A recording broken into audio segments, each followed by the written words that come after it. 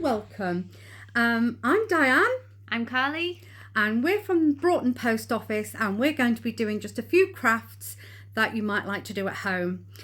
We understand that lockdown is a bit boring for some people, and this is something that anybody can do. You've got most of the things at hand in your house, and it's something you can start straight away. So let me tell you what you need first. Oh, we're going to be making toothbrush rugs today, by the way. First started years and years and years ago when, if you remember, toothbrushes used to have handles with a hole in the middle, well, at the end, and people used to cut the head off and shave them into a needle. This day and age, people use little pieces of wood like this that you can buy, but you don't necessarily have to have a proper needle. I use a safety pin. It's just as easy. Everybody's got them. You'll have one lying around somewhere. That's what you need. So we need a safety pin, good pair of scissors, and old bedding. If you haven't got any yourself, beg, steal or borrow. I actually went to one of the charity shops when they were having a sale. They were open. Oh yeah, when they were open, yeah. And they were selling everything off for £1. So I got quite a few. It doesn't matter if the pattern's something that you really hate or the colours are something really grotty. They look completely different when they're actually made up as a rug. Let me show you some of the rugs that we've done already, just to give you an idea. These are just some of them that I've got left. This one here, if Carly can turn it around, this is one I'm making for my granddaughter Bliss. She's chosen the colours here. This is what it will look like when you've finished. Look on the other side of the table, and we can show you a few more. We have a pink and white one there. That's using a double duvet. So that's how big they turn out with a double duvet, which is about, what, 2.5, 3 foot. I don't do metric. And here is another one using all different scraps that I've got as well. You can make them as big or as small as you like. Obviously, we're starting off with round ones because the round ones are easier to manage for beginners. I will show you how to do oblong and square ones in due course. Or you can make them just into little placemats, table centres, and just put a fringe around the end like that. If you're very adventurous, this is one that my friend David's done. I taught him how to do these before lockdown. And he actually gets white sheets and he dyes them all in different colours and then makes them. And I think that's rather spectacular. That's obviously a lovely rainbow one to celebrate the NHS. Anyway, back to it. Back over this way. Right, to get started, we need old sheets or duvets. Now then.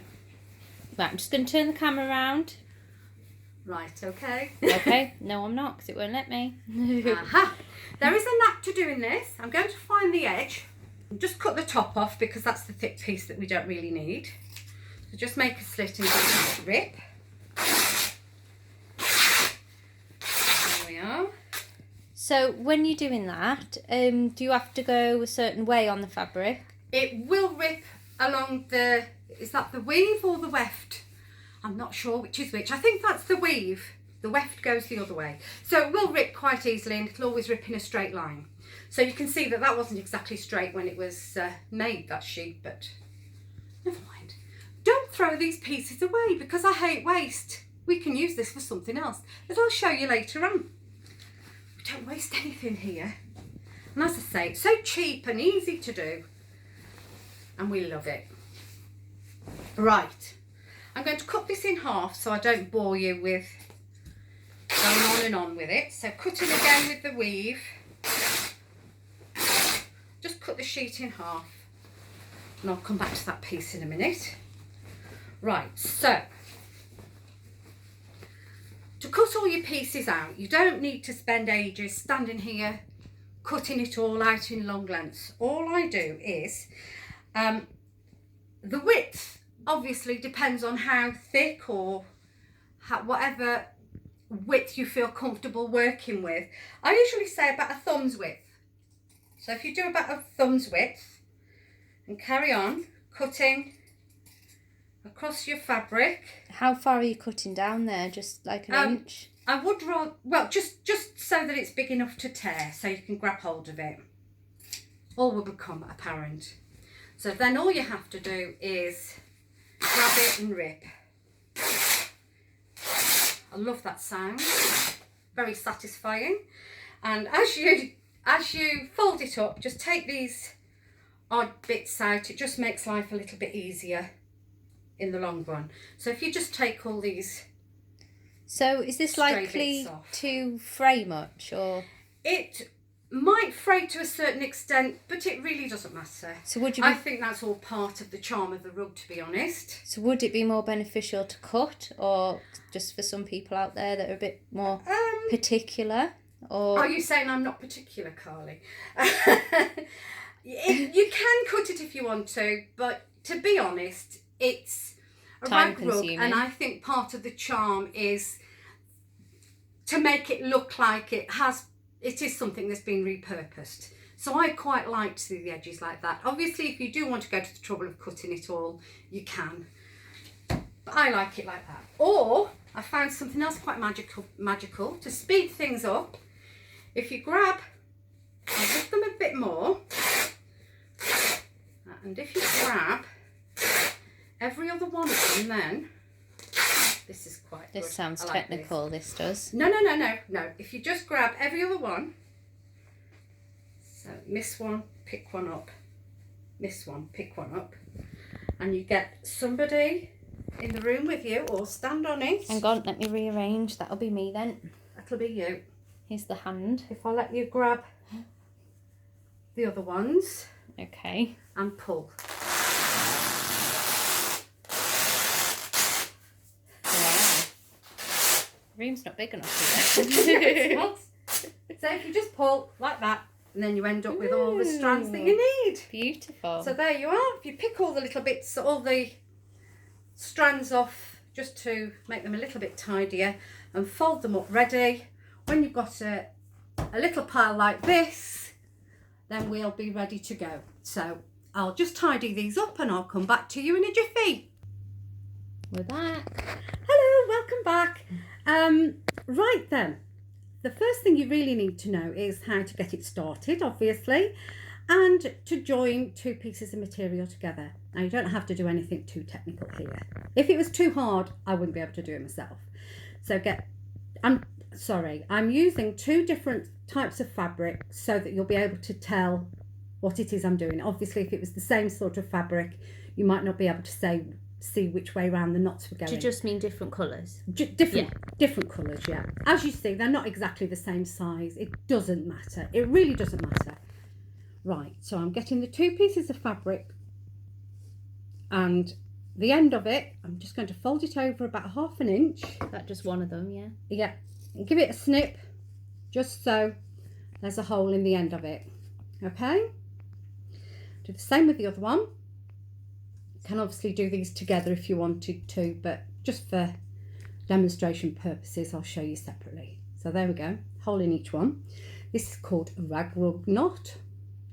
So we just put one through the other, and the one that you pass through, get the tail of it, which is here, pop it through.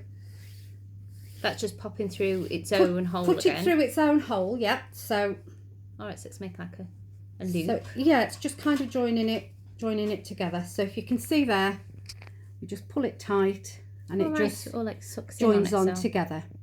So, and that's the back of it. So it's not actually, you're not tying a knot, you're just sort of pulling one piece of fabric through the other. And when that's inside the rug, you won't even tell where it is. I mean, I can show you where one is on here because I know where they are, or I thought I did. See, there's one there. It doesn't really show when it's actually in the rug, and it doesn't feel any different to the rest. So that's how we do the knot.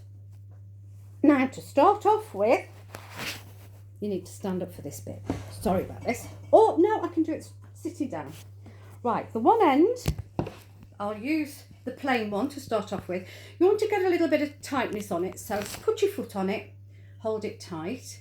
And this piece, the coloured piece, I'm taking round and pulling it through So that's just the loose the fabric. piece. Yeah. So this, I'm just making a loop with it, okay? Is this bit like, for those that know crochet, like doing the first links? It is that like sort of doing, thing? yeah.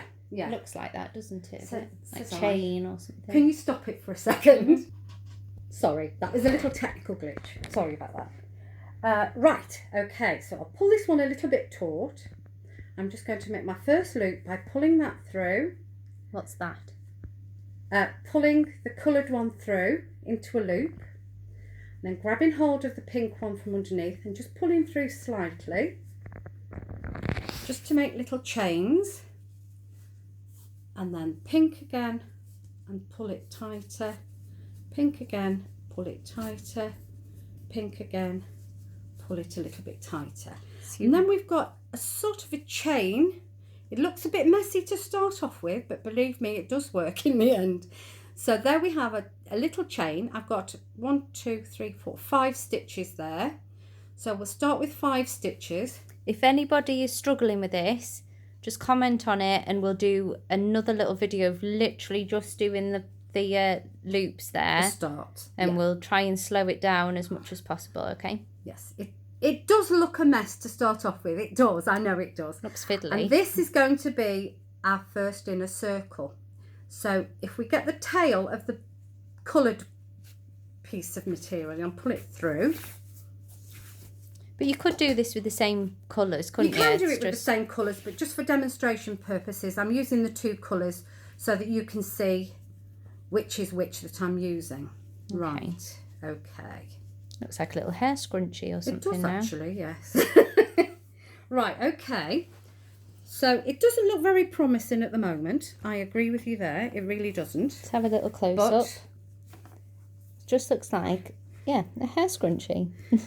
So I'm going to use the piece of fabric that's closest to me, which is the coloured one. This is going to be our runner. So this one is the one that's going to go round the outside, and this one is the one that's going to knot onto it. So this one is going to be the worker for now. You'll see what I mean as we carry on. Now on the worker, I want to find the other end of it and just pop on your technical safety pin there. The safety pin. This is where you could put on your proper tool if you had one, which, to be honest, I have got that one and I've used it, but I don't think it's quite as efficient as the good old clip. I suppose the safety pin's like smooth, isn't it? So it pokes in a bit. Yeah, it's smooth, and I find it's a bit more secure because your fabric falls out of the end of the other one. And I don't know, I just find it easier to put through because it's small, I suppose. The other one's quite cumbersome, so you find that when you get towards the end of the fabric that you're using, you have to keep changing it that bit more often. It's a bit longer, isn't it? Yeah. So this is the piece I'm working on. I'll move that out of the way so that doesn't show. Right, okay. So our first loop is going to be this one here. So I'm going to put the pin through the loop.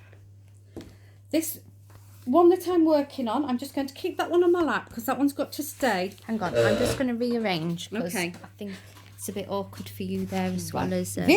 This one, the one that I'm going to be threading onto, I just keep to one side. I usually just sort of stick it on my lap.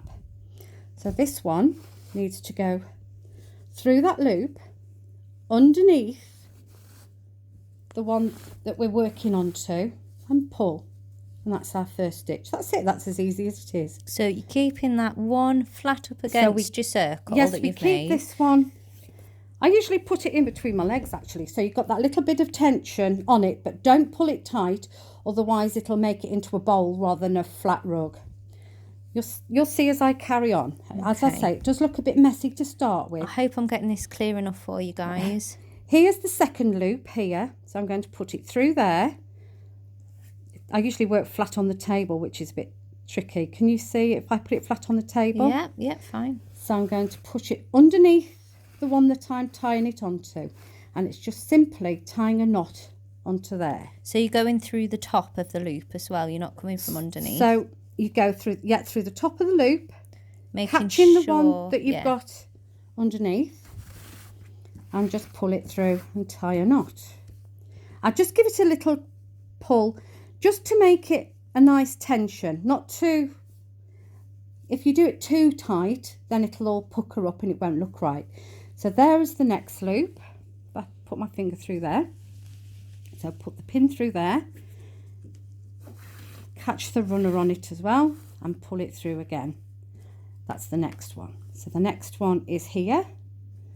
So if I put pin through there, underneath the runner and pull. Oh, sorry, I'm going to drop the hair. And just trying to make sure I'm getting the right... Okay, and as we go along, I mean, I have already put one through that loop, so that one really should strictly be the next one. But because there's such a gap between the two, I'm going to put another one in there. Whenever there's a gap, stick it through. Right, so there's no maths in it as such. You don't have maths, to... No. Because that's where I would struggle remembering what number I'd got to. Because No. by the time I'd... No maths at all. If there are instruction videos on the internet, and I think they're unnecessarily complicated. If there's a wide gap and you can get more than 2 pieces of material in, like there is here again, then put it through twice. It doesn't matter. So as long as you're on that outer... Yeah, as long as you're edge. on the outer one, the net, and you keep... And you're working around... You keep this one straight at all times.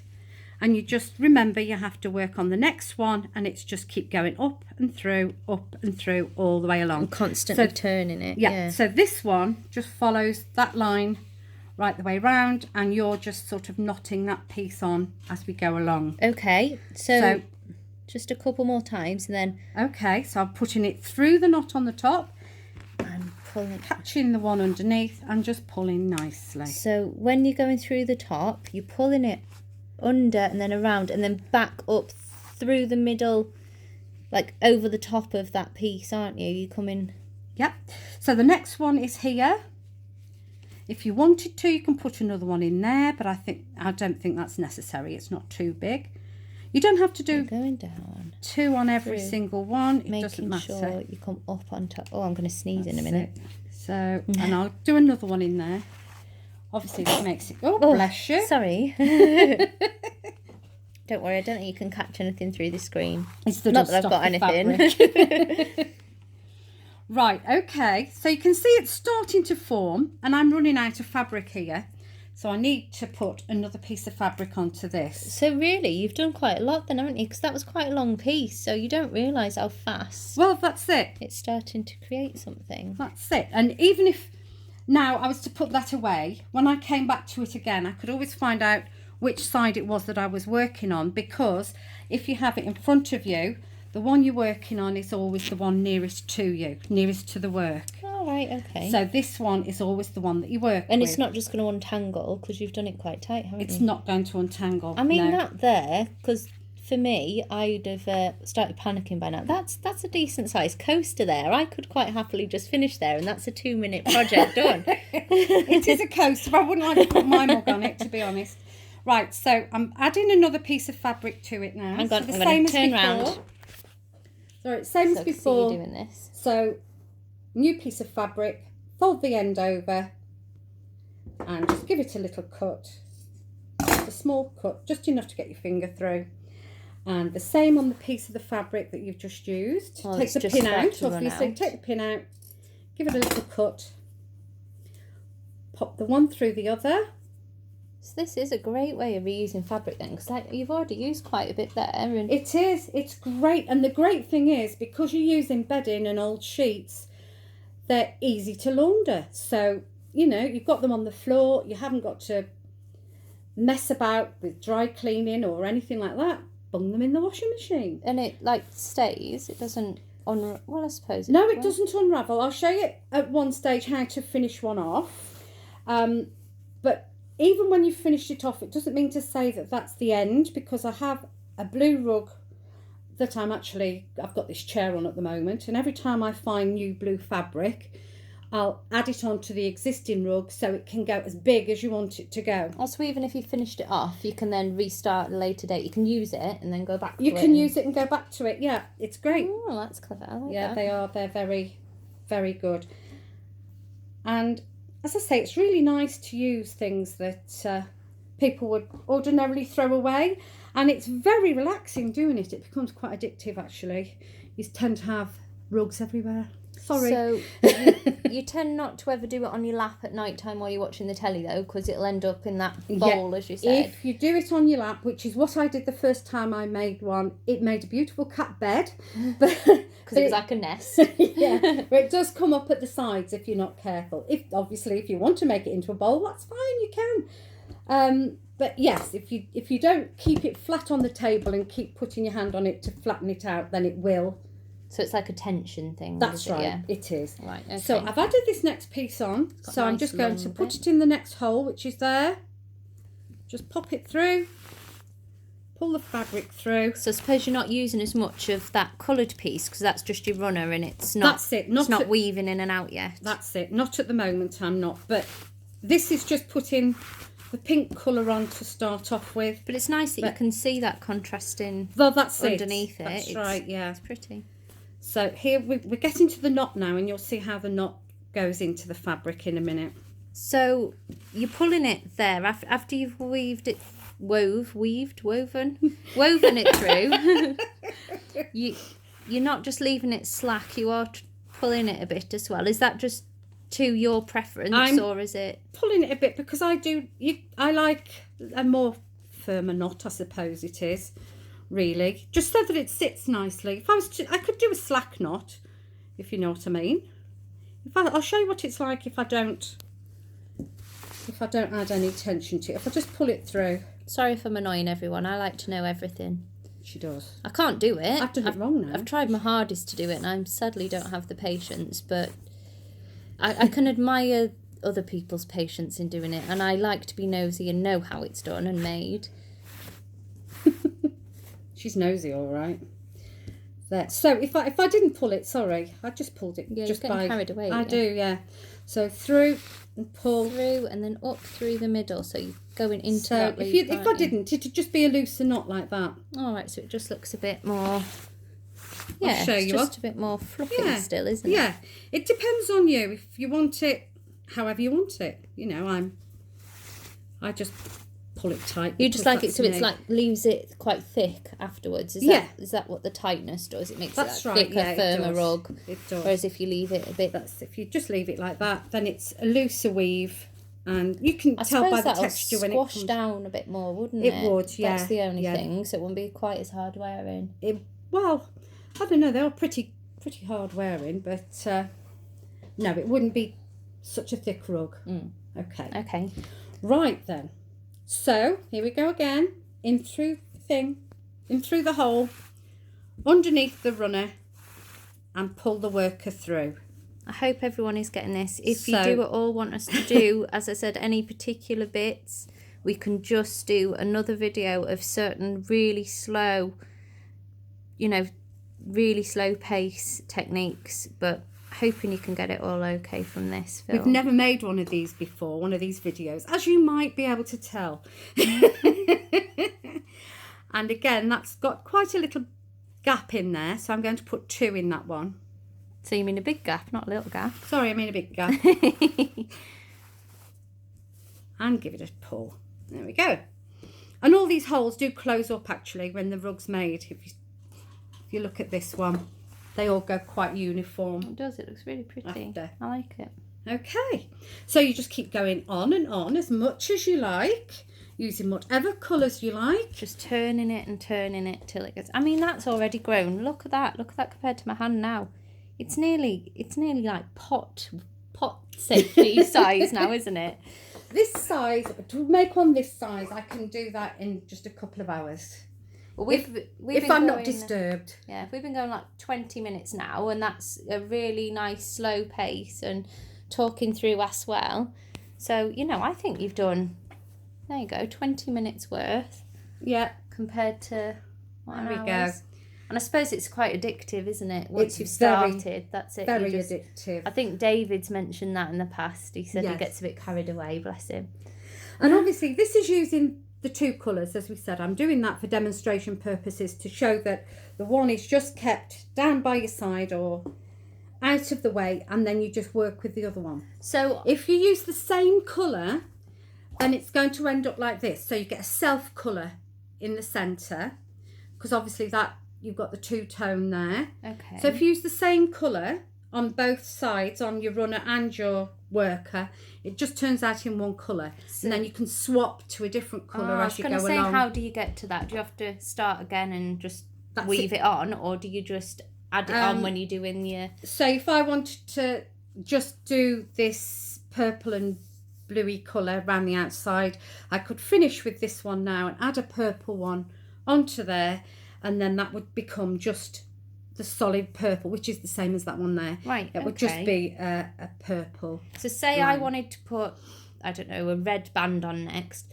Do you just use up what's left and then add red onto both of the ends and do it gradually, or would you cut them off and add it? It's completely up to you. I usually like to do it so that it makes a nice circle. Okay. And then you can start, I would start, say, from there. And yes, you can cut them both off and start doing 2 pieces of red round, so it'd make, mind you, it'd be a blooming horrible rug, Carly, if it was red on that. I know. It's only because I was looking at red over there. So, but if you do cut it off and start there, are you going to have an abrupt line? Is it better to try and fade it in, or is that just preference? It's just preference, really. But if you did have an abrupt line, if I can just show on David's, I bring David's over. There we go. So David's has... I hope you don't mind me using yours, David. So you'll see David's used the red round the end there. Yep. And where it starts is... Where is it? Hunt the star. Oh, you've done such a good job here, my love. Here. So you can see the orange is finished there. And then the red started. And he's gone round with the red. I don't know if you'll be able to pick that up on camera because it's such a beautiful... Shall I try it with some beautiful, colour? Beautiful blend there, David. He's done it fantastically. He's a pro now, isn't he? So if you see here with the yellow then, you can see where the yellow's finished and the orange starts. Oh, right. It's very subtle, so isn't he's gone... Yeah, that's how it is. It's not really an abrupt line, is it? No, if you see what I mean. Yeah, you can hardly really... Well, hardly really. That was really bad grammar. But you can't... No. It kind of all just merges together. It's fabulous. And there's the green. That's where the green See, I couldn't see yellow. That till you just pointed it out. So you don't honestly notice it, do you? You don't. No. Right. So that's what it looks like when you go from one colour to another. It doesn't look silly, but you always try to finish it so that there's like 1, 2, 3, 4 rows there and 1, 2, 3, 4 rows there. So you always try to do it so that you haven't got 5 rows over one side and 4 over the width. other. That's right. Right, yeah. Okay, I see. So that's on David's. Thank you, David. Right, so if I show you how to finish one off, that is, I mean, if you start this afternoon, you won't want to watch telly tonight. You'll be carrying on till it's finished, I'm telling you now. And if you do get into trouble and you live nearby, please call into the shop, call into the post office, and we'll help you the best way that we can. And you can just comment on this or messenger me or Diane or the post office page. I have set up a group, so please join the group as well. I may even be setting up a YouTube channel for this. Okay. I'm just waiting to see how brave Mum's feeling. But, not very. But... Right. Yeah, please share as well. This is the first of many videos, if this goes okay. I'm sorry that we are a bit rubbish, but we are new to this. And I don't have any editing software, so yeah, you just have to put with raw as it is footage. There with us. Right, okay, so if I wanted to finish here, Bliss, my granddaughter, does want it a lot bigger than this. She's chosen all the colours ready.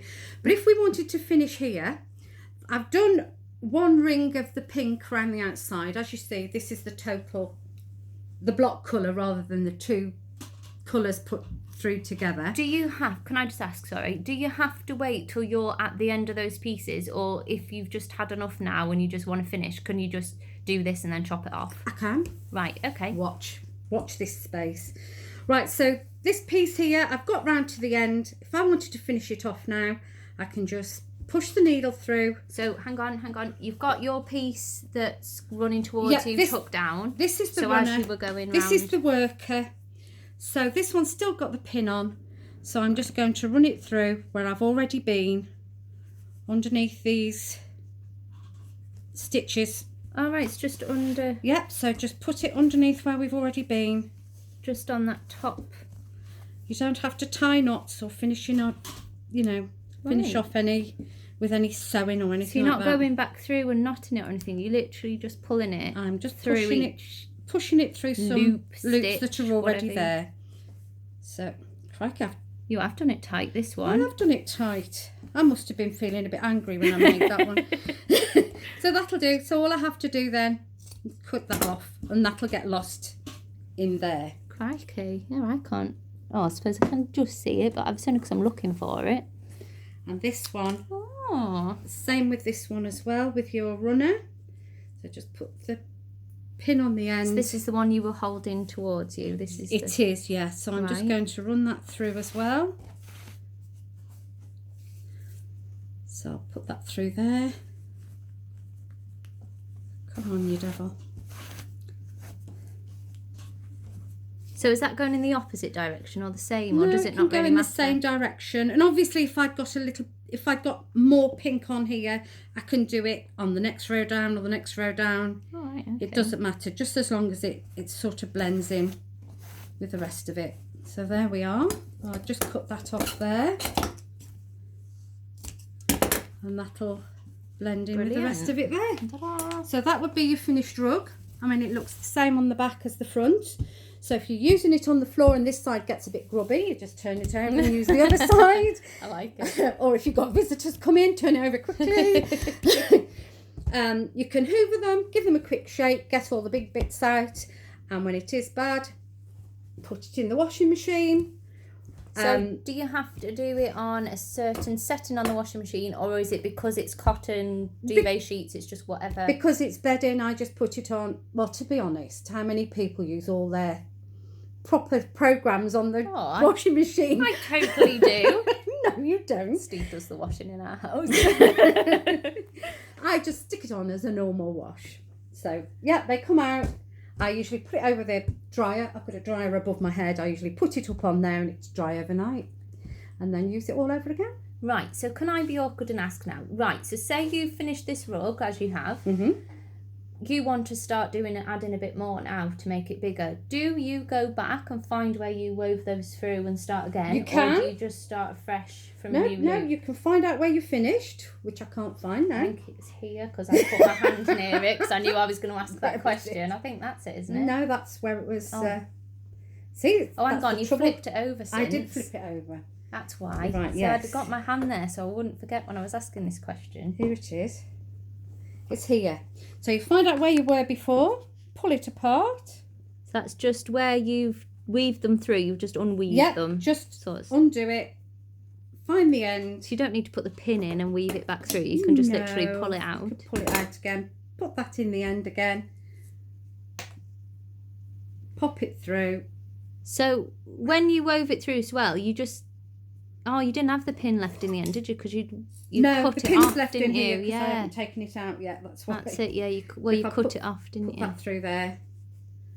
So you're just doing the same And then you technique start as you did when you were As you adding were on. before, I'd add another piece to there, and then carry on as you were. So at this stage as well, how do you work out which is your leader and which is your Because runner?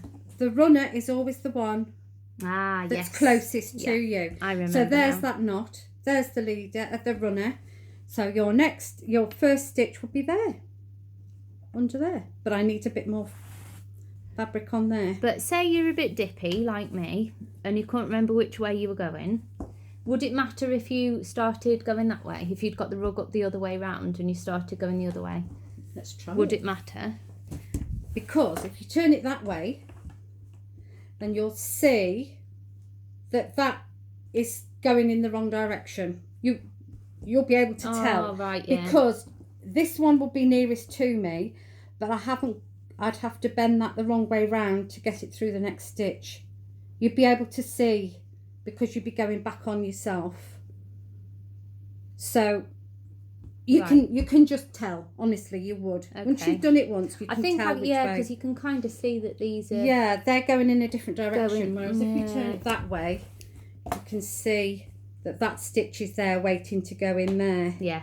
I do think They took I'm under not that me. dippy after all, obviously. So I hope that's helped a little bit. If you can make any of these, we'd love to see your pictures. As we say, if you do get into trouble with it, please get in touch with us any way you can. All the bits you have left over, don't throw them away. If you cut these off halfway through, you can always use these for something else. I'll show you some other projects in a moment. These bits that we cut off the sheet to start off with, all these sort of things where it's all doubled over, you know, Bit to make too thick to use, yeah. to make the seam. These all come in for something. If Carly just stops the tape now, I will just show you what I use all the bits for. Right, switched rooms. Right, this is in one of my living rooms. This is something I made with all the little pieces I've got left over. As you can see, these are just tiny pieces of, oh dear, they were tiny pieces in fact. And I've also added some odd bits of lace and that in there as well. I'll just show you. If I undo one, it's just a piece of string. Technical. I measured to the size that I wanted. I told you I don't like waste. Cut those little pieces up just into pieces like that. They're about, what, 4 or 5 inches. It depends how shaggy you want it, really, I suppose. And just tie them on. Just tie them onto it. So this has all got string running right the way through. This is string right the way through. So you've put quite a lot on there to make it nice and full, haven't you? It's lovely. There's quite a lot on, and it's quite good fun to do. I see you've left that quite raw edge again. Is that just because you like the fray look? That. Yeah, and you just tie it on like that and put it. Oh, love it. There, and that's what it's like. It's all technical. It's held up with a nail, as you can see. Well, let me turn this. And then there. over it does here, look quite pretty, doesn't it? I like it. Sorry about all of my stuff everywhere. And this is the other thing. This underneath is just a polystyrene ball. And I've just got a ballpoint pen without the nib in, without the ink in. And it's like your old ones that are really rubbishy. Again, cut some thin strips and just stuck them into the ball. So that's no particular size there again. That's just similar to the ones you've used on the garland. That's it. Yeah, you don't have to have them any certain thickness or any certain length. It depends how shaggy you want it. This one I would say is about 1 inch wide and about 4 or 5 inches long. Just bend it in half. Get your ballpoint pen, stick it in. So you get your ballpoint pen in the middle of it and then just in the middle, dab it. In fact, I've got a pen here, but it's still got the nib in, but we won't worry about that. Well, I don't suppose you'll see the ink, will you? And then just stick it into the ball and just keep going until it's full. Okay, also like me, if you're a bit dippy and you haven't cut all your pieces to the same size, can you just like trim it up? You can trim it, afterwards, like you do with a pom-pom, a woolen pom-pom. No problem, absolutely. So and there I've just got a length of ribbon and it's just on a pin. So I've just got the pin. Hang on, let me see that. Sorry. It's a what? On a pin? Length of ribbon. Oh, right. So put like a pin in the end. Like a like one you use when you're hemming your trousers, that sort of pin. It is, yes. Yes. There we go. Love it. That's the sort of thing I use with my bits and pieces and leftovers. Okay, anyway, we'll be joining you again soon and we'll have some other crafts to show you. I hope you've enjoyed the video. If you do, great. I hope you managed to do something fantastic and creative. Good luck. Bye-bye. Bye.